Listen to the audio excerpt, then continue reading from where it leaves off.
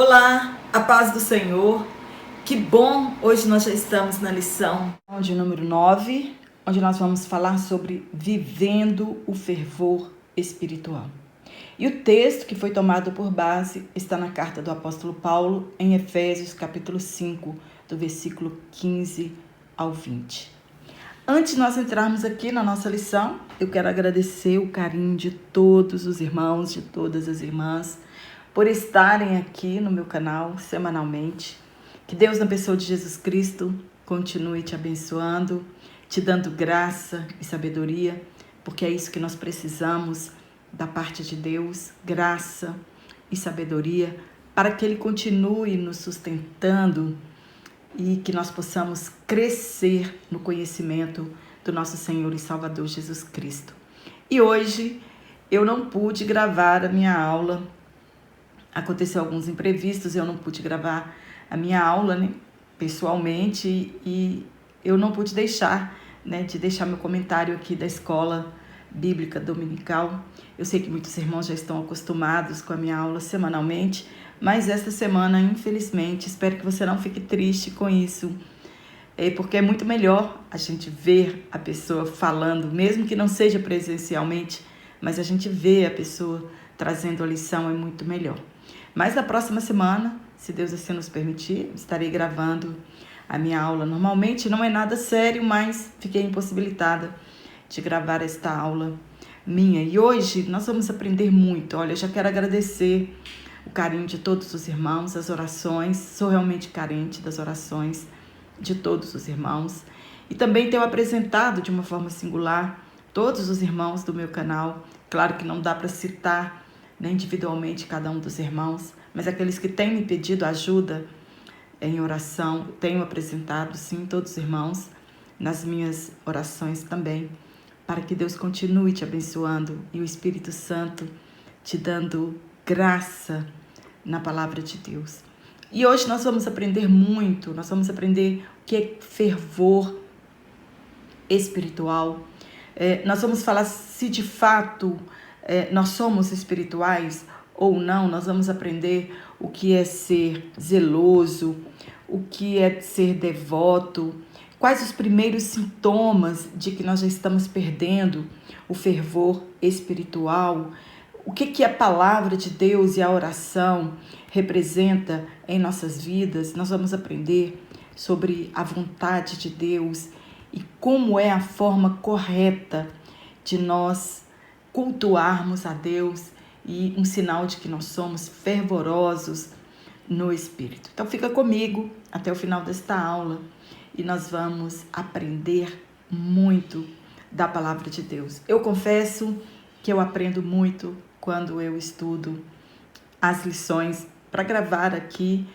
Eu confesso que eu ganho muito e aprendo também bastante. Sabe quando temos o desejo de comer algo, de estarmos com alguém, e tudo isso nos causa prazer e satisfação, e podemos fazer isso por horas, que não nos enfada. O desejo pelas coisas de Deus deve ser maior ainda. É muito triste quando percebemos que o desejo pela oração está sendo perdida em nossas vidas. Este desejo já está se esvaindo e já não temos mais aquela alegria, aquela satisfação e aquele desejo de estarmos na oração. E a oração é a única forma de falarmos com Deus, de nos relacionarmos com Ele. Perdemos o prazer pela palavra de Deus. Não sentimos prazer mais na meditação e muito menos em ouvir a palavra de Deus. Não jejuamos mais e nem reverenciamos mais as coisas espirituais. A isso nós damos o nome de frieza espiritual. Tem milhares de pessoas que estão dentro da igreja, saem de suas casas e vão para a igreja local para adorar, mas já perderam o fervor espiritual, já estão vivendo a frieza espiritual na sua vida e ainda não perceberam. E esta frieza, diz o nosso comentarista, ele paralisa as pessoas. A vida espiritual, ela perde a vivacidade e a vida moral entra em degeneração. Quando nós olhamos para um cristão que está corrompendo a sua vida moral, você pode ter certeza que ela já se afastou da palavra de Deus, ela já se afastou do seu momento de oração, ela já deixou de jejuar, ela já deixou de buscar a presença do Espírito Santo. Quando desejo as coisas de Deus, quando desejo agradar a Deus e conhecer sua vontade, aí há fervor espiritual. E é sobre este fervor espiritual que nós vamos falar hoje. Aprenderemos hoje a diferença entre ser cheio do Espírito Santo e batismo no Espírito Santo. Muitas pessoas confundem ser cheios do Espírito Santo e ser batizados no Espírito Santo. E ser cheio do Espírito Santo, vivendo uma vida fervorosa diante de Deus e das pessoas. Nem sempre muito barulho é sinal de que estamos cheios do Espírito Santo. No tópico 1, nós vamos falar sobre a importância da devoção pela palavra e oração. No ponto 1, devoção. O que é devoção? Devoção é ser zeloso, dedicado. Fervoroso é ser devoto, zeloso, dedicado. E fervor é a entrega do crente. É quando nós depositamos entusiasmos nos nossos atos. O fervor cristão é o resultado de uma íntima comunhão com Deus através da oração, através da leitura da palavra de Deus e através dos jejuns. Paulo, quando escreveu aos Romanos, disse a eles, abre aspas, nunca lhes falte o zelo. Sejam fervorosos no espírito. Isto é, disciplina pessoal com o poder do Espírito Santo. Somente por intermédio do Espírito Santo podemos ser fervorosos. E ele ainda exorta-os que devem ter zelo, mas precisa ter entendimento. Há uma diferença muito grande entre fervor no espírito e fanatismo religioso. Devemos ser zelosos, mas com entendimento, com conhecimento de causa, com conhecimento da palavra de Deus, com obediência da palavra de Deus. Aí sim, nós somos então fervorosos. Às vezes encontramos pessoas que fazem muito barulho dentro do culto, falam muito línguas estranhas, mas não têm entendimento nenhum da palavra de Deus. Nunca leu um livro sequer das Escrituras Sagradas, ou sequer já leu a Bíblia toda, em toda a sua caminhada espiritual. Devemos ser zelosos, com entendimento, conhecermos a Deus e a sua palavra, para haver equilíbrio em nossa vida espiritual. O cristão, ele precisa ser equilibrado. Fervor não é quem mais grita em uma oração ou em um culto, ou quem fala mais língua estranha. Fervor é quem mais se rende ao Espírito Santo, quem se entrega, quem obedece, quem busca a vontade de Deus. Uma vida fervorosa não é somente quando tudo está bem. Nas adversidades também nós precisamos ter o fervor espiritual. Nas perseguições, nas lutas diárias. Pedro e João foram presos depois que um coxo foi curado. E eles anunciavam o evangelho no templo para a multidão. E no dia seguinte, eles foram interrogados pelas autoridades religiosas, pelo sumo sacerdote, e Pedro, cheio do Espírito Santo. Começou a pregar para eles. A prisão, ela não foi capaz de entristecê-los e se esvaziarem do Espírito Santo.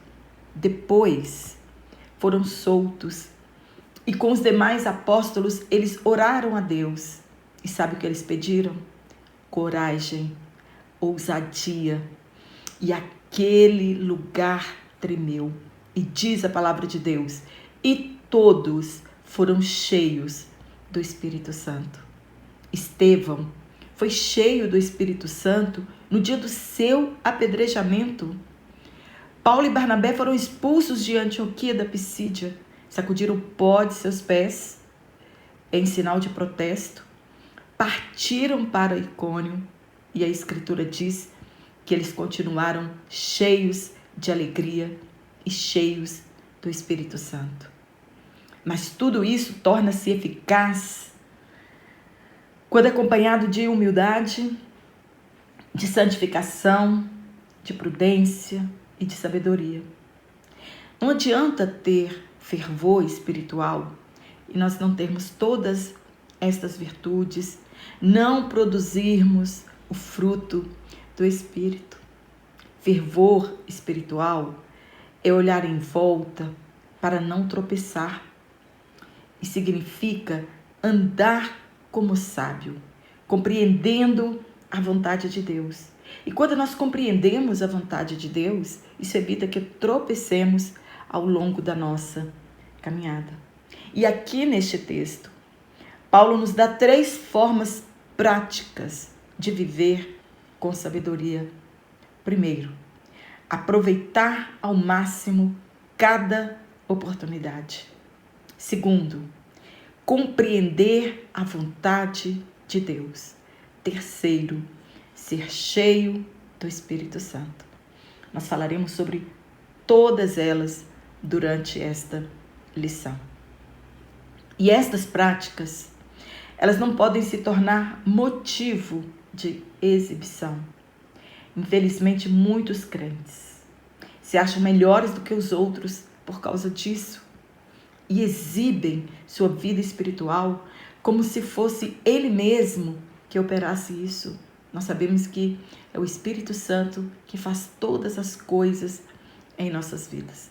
E não somos melhores do que ninguém, porque produzimos estas virtudes.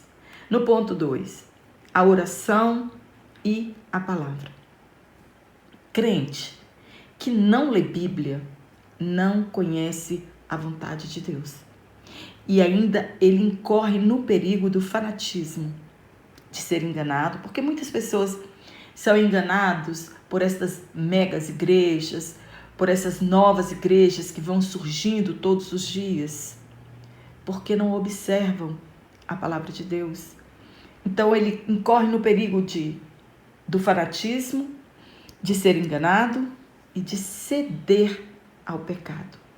Se assim fizer, ele vive uma vida com sabedoria. Quando nós observamos e lemos as Escrituras Sagradas, nós vivemos uma vida com sabedoria. O nosso caminho, ele é iluminado e assim nós não tropeçamos.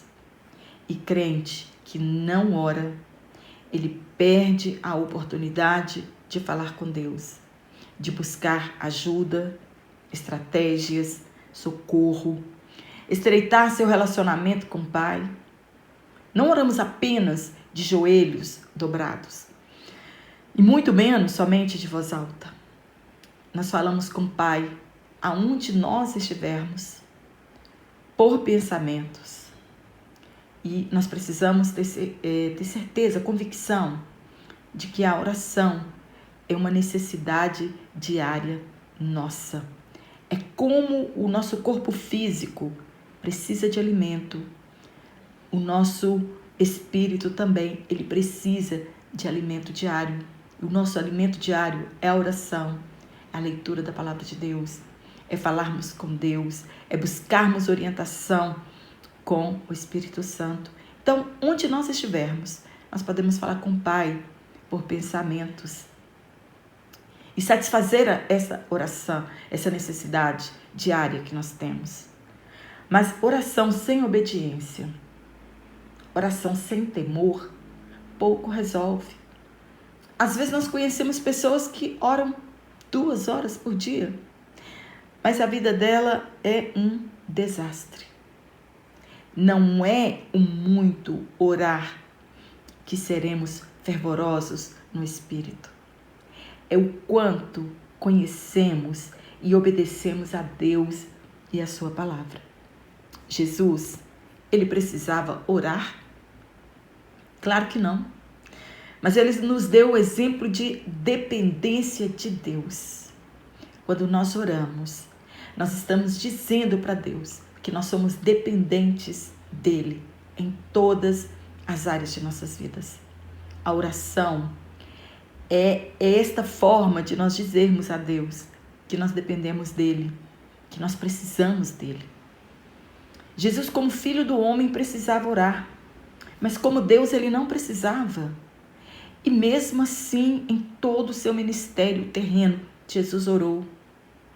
Quando foi para ele escolher os 12 apóstolos, Jesus, ele passou a noite em oração. No seu batismo, ele estava orando. Então, diz a Bíblia, que o céu se abriu. Os discípulos de Jesus, eles viram que João Batista tinha ensinado os seus discípulos a orarem. E eles pediram a Jesus que os ensinassem também a orar. E Jesus ensinou aquela oração maravilhosa do Pai Nosso. Muitas vezes, nós precisamos pedir ao Espírito Santo que nos ensine a orar também. E muitas vezes, sem palavras. O Espírito Santo intercede por nós com gemidos inexprimíveis. A oração, ela é a alma do cristianismo. No terceiro ponto, o viver sabiamente. Não é aquela sabedoria conquistada em bancos de universidade. É uma sabedoria conquistada por intermédio da oração. Quando nós buscamos de Deus a sabedoria que vem do alto. Aqui em Efésios, Paulo ele contrasta a sabedoria cristã, que vem do Espírito, que vem do alto, com a insensatez do pagão.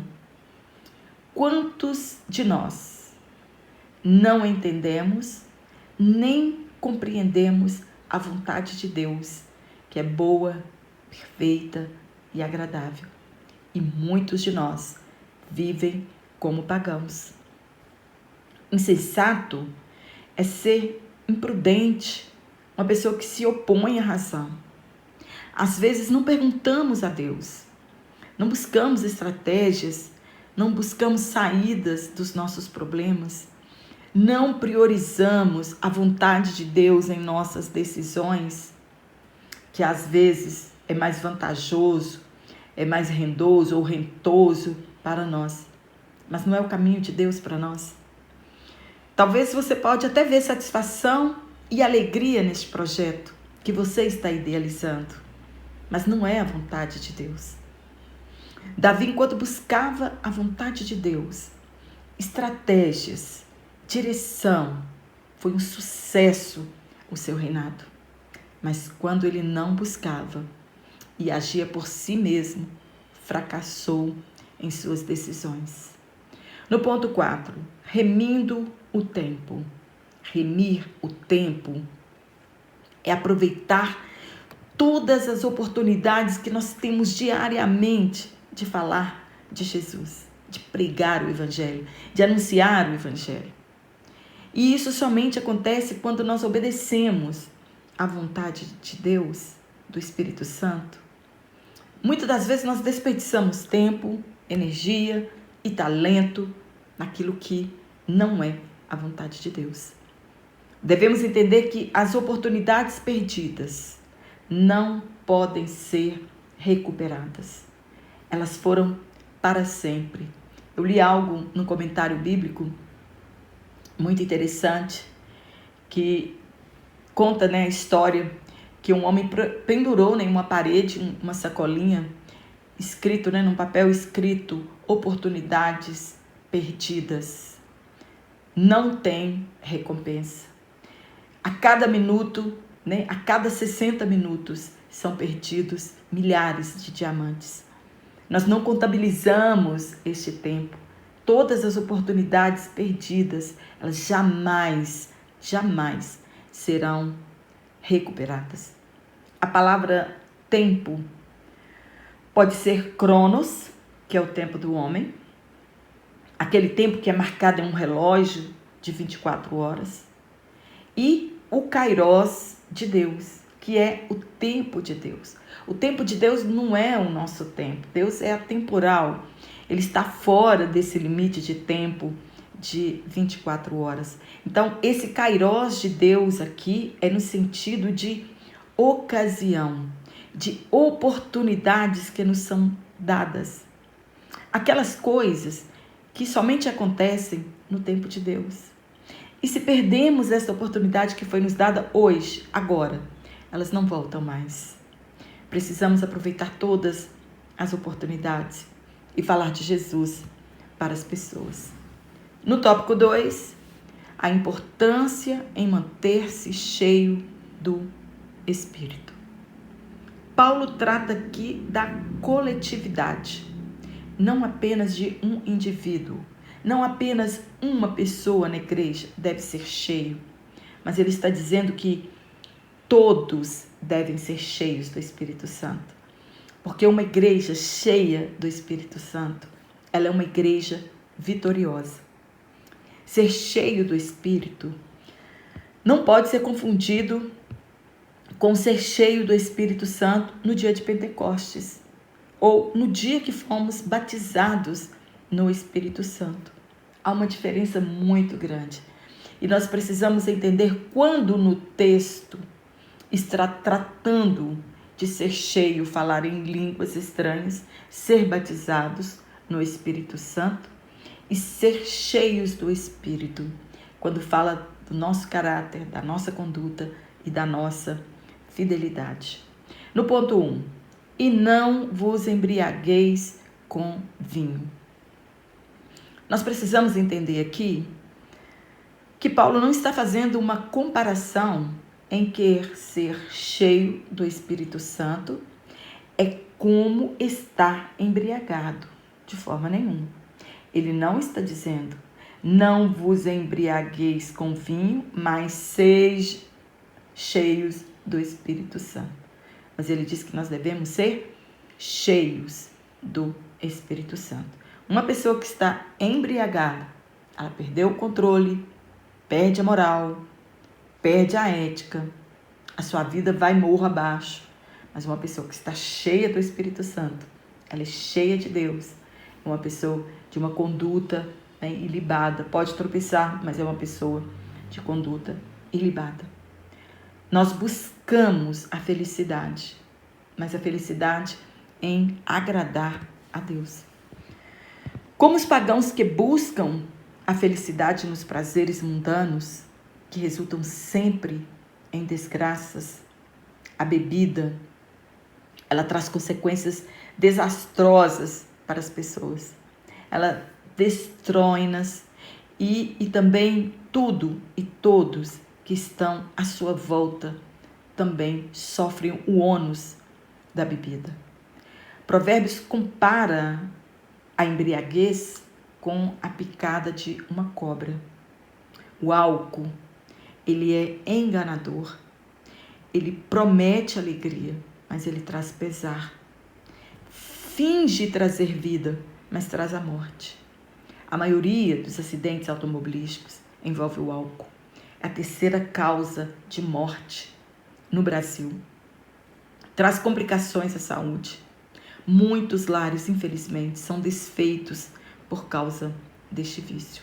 E alcoolismo não é doença, como muitos dizem ou pensam. É uma obra das trevas. É consequência da natureza pecaminosa. Noé é um exemplo para nós do que o álcool pode fazer na vida de alguém. Ló é outro exemplo do que o álcool pode fazer na vida de alguém. Davi, ele queria embriagar a Urias o Heteu para enganá-lo. Davi estava dizendo, se ele ficar bêbado, ele vai perder a noção do tempo. Paulo está fazendo uma comparação e dizendo, não façam assim, não tolerem a embriaguez, mas enchei-vos do Espírito. É o ponto 2. É como escreveu Paulo, que devemos andar e viver no Espírito. Fala da nossa vida devocional diária. É o tempo presente. É uma ação contínua. Enchei-vos do Espírito. É uma ação contínua, diária. Não é só hoje, mas é amanhã, depois de amanhã. E enquanto nós vivermos aqui, é o tempo presente. É esvaziar de mim, dos meus desejos, das minhas vontades e deixar que o Espírito Santo me encha dele, da presença dele em nós. O apóstolo aqui, ele se refere à plenitude do Espírito. É uma característica típica dos pentecostais. Todo cristão tem o Espírito Santo, independente de ser batizado ou não no Espírito Santo. No momento da conversão, nós já aprendemos que a primeira pessoa da Trindade que nós temos contato é com o Espírito Santo e recebemos ele como selo na hora da nossa conversão, da nossa justificação, da nossa santificação posicional. No ponto 3, não podemos confundir cheios do Espírito Santo com o batismo no Espírito Santo. Nós devemos entender o texto e o seu contexto, já falamos. Lemos, foram cheios do Espírito Santo. Isso no Pentecoste. Falaram em línguas, foram batizados no Espírito Santo. Lemos, foram cheios do Espírito Santo. Uma vez que eles já tinham sido batizados no Espírito Santo. Então, quando nós lemos esse texto desta forma, está falando da plenitude do Espírito Santo na vida deles. A dinâmica do Espírito Santo na vida de todos eles, de Paulo, de Pedro, de Estevão, de todos os outros, até chegar a nós. Então, uma vida cheia do Espírito Santo deve ser uma vida diária. Ela não é equilibrada com vitória e está tendo paz em nossa vida, né? Ausência de conflitos. Aí então nós somos mais fervorosos, damos glória mais alto, né? Oramos mais, não ser cheios do Espírito Santo. Fala da nossa vida diária, independente de como esteja a nossa vida, a nossa situação hoje. No tópico 3, vigilantes contra a frieza espiritual. Primeiro, nós precisamos vigiar os sinais que acontecem ao nosso redor. Eu volto a repetir, esta frieza, ela paralisa as pessoas. Essa frieza, ela paralisa a obra de Deus local. Nós devemos estar vigilantes quanto à frieza espiritual. Se deixarmos a palavra de Deus de lado, se deixarmos a oração de lado, devemos nos preocupar. Estamos permitindo que o Espírito Santo se afaste de nós. Quanto mais longe o Espírito Santo está de nós, quanto mais vazio nós estamos do Espírito Santo, mais cheios de desejos carnais nós vamos ficar, e mais longe dele nós estaremos. Então nós precisamos estar vigilantes a estes sinais. Se você perdeu o desejo da oração, se você perdeu o desejo de ler a palavra de Deus, se você perdeu o desejo de estar nos cultos, você vai sofrer muito. Então, é o primeiro sinal que nós precisamos preocupar, para que o Espírito Santo não se afaste de nós. Um dos requisitos para a separação dos 7 diáconos era que eles fossem cheios do Espírito Santo. Hoje, infelizmente, em falta desta qualidade, eles fazem uma prova e, infelizmente, nós assistimos ao fracasso de muitos obreiros. E, como consequência, a obra de Deus sofre também. Deus não está à procura de administradores, gerentes de recursos, mas que sejam de homens e de mulheres cheios do Espírito Santo. No Antigo Testamento, quando Deus escolhia alguém para um propósito, a primeira coisa que Deus fazia na vida desta pessoa era enchê-la com seu Espírito, capacitando-a para desempenhar a obra que fora chamada a fazer. E para cumprirmos com excelência nosso ministério de salvos, devemos também sermos cheios do Espírito Santo. Mas não é uma obra feita por nós, é a resposta que Deus dá à nossa devoção. Como nós identificamos alguém cheio do Espírito Santo? Paulo apresenta pelo menos 3 características: o testemunho transbordante, a vida de gratidão e uma vida de submissão. Primeiro ponto, testemunho transbordante. É um testemunho que sai para fora das bordas, não fica apenas dentro de nós. Nós externamos a nossa adoração, a nossa obediência, a nossa fidelidade. Nós não podemos conter uma vida cheia do Espírito Santo. O mundo vê e reconhece um cristão cheio do Espírito Santo. Ele adora em todo o tempo. Ele é grato em todo o tempo. Ele é feliz em todo o tempo. E a sua conduta condiz com um cristão genuíno. É um sinal evidente. Ele canta, ele adora, ele aconselha com sabedoria. A palavra de Cristo habita nele. Estas são características de quem vive a plenitude do Espírito. As consequências de sermos cheios do Espírito Santo são 4. Falando entre vós com salmos, escreveu o apóstolo. Estes salmos referem-se ao livro de Salmos no Antigo Testamento, que é um livro de hinos do judaísmo e do início da igreja, e em geral representa os cânticos da Escritura. Nós encontramos vários cânticos de Moisés, de Davi, nós encontramos o cântico de Maria, nós encontramos o cântico na carta aos Romanos. E estes cânticos, eles louvam e adoram a Deus. E, ao mesmo tempo, nos instrui acerca da palavra de Deus. Hinos referem-se às primeiras composições cristãs e algumas de suas estrofes foram reproduzidas no Novo Testamento. Também tem cânticos espirituais. Os cânticos espirituais eram expressões mais espontâneas, resultado da presença do Espírito Santo dentro de cada um e da comunidade. Nós temos o exemplo, o cântico de Maria em Lucas, cantando e salmodiando ao Senhor em nossos corações. No ponto 2, dar graça em tudo. O Senhor, no nosso coração, é a nossa alegria pessoal.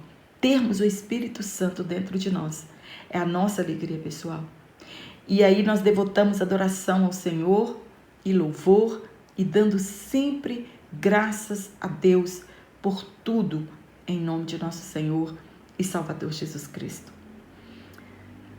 Nós não podemos ter um comportamento queixoso, viver reclamando, insatisfeitos com a vontade de Deus para as nossas vidas, suspirando tristeza pelos cantos, agindo assim.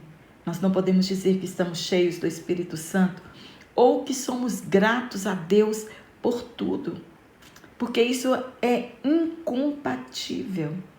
E temos de ter a certeza de que todas as coisas contribuem para o bem daqueles que amam a Deus. E a certeza que Jesus Cristo, Ele é o centro de todas as coisas. Quando nós estamos cheios do Espírito Santo, nós respeitamos uns aos outros e suportamos uns aos outros, aconselhamos uns aos outros. Somente o Espírito Santo nos capacita a viver uma vida de gratidão. No terceiro ponto, sujeição. Não é fácil sujeitarmos. Sujeição é um aprendizado diário em nossas vidas. Quando sujeitamos, o fazemos por amor. Não pode ser por obrigação, mas por amor e obediência à palavra de Deus. E aí então somos capacitados pelo Espírito Santo a viver uma vida de submissão. Quando nós consideramos os outros superiores a nós mesmos, quando nós suportamos uns aos outros, é viver uma vida de submissão. Não é uma vida apagada, fazendo tudo que os outros mandarem, é reconhecer no outro a sua autoridade, a sua posição. Essa sujeição, ela está em todos os lugares. Alguns dizem, deu, levou, falou, tem troco de volta. Alguns não sujeitam às autoridades constituídas e a Bíblia diz que nós devemos sujeitar as nossas autoridades, desde que esta submissão às autoridades não transgrida a palavra de Deus. Muitos não se submetem aos seus líderes religiosos, desde que essa submissão não transgrida a palavra de Deus. Hoje muitas mulheres não estão e nem querem estar sujeitas aos seus maridos, porque elas não são amadas por eles como Cristo amou a igreja. Quando uma mulher sujeita a seu marido, essa sujeição é por amor, porque ela também é amada. E mesmo essa sujeição aos maridos, desde que não transgrida a palavra de Deus. Tudo isso desde que todas estas coisas não nos façam transgredir a palavra de Deus. Que a autoridade da palavra de Deus está acima de tudo e de todos. E a palavra de Deus, ela é a nossa regra de fé. Devemos estar sujeitos ao Espírito Santo e deixar que ele nos oriente. E assim, então, podemos ser cheios do Espírito Santo. Amém? Espero ter te ajudado. Que você tenha uma excelente aula. Que Deus, na pessoa de Jesus Cristo, continue abençoando sua vida. Quero mandar um abraço para todos os irmãos e as irmãs. Para você que está aqui pela primeira vez no meu canal, se não se inscreveu, se inscreva. Compartilhe minhas aulas em suas redes sociais, né? Ative e desative o sininho para que você possa receber minhas aulas semanalmente. Eu fico muito feliz, porque às vezes eu mesmo recebo a minha aula que foi compartilhada pelos irmãos. Muito obrigada pelo carinho de todos vocês. E eu te aguardo aqui, a nossa próxima aula, se Deus assim nos permitir então.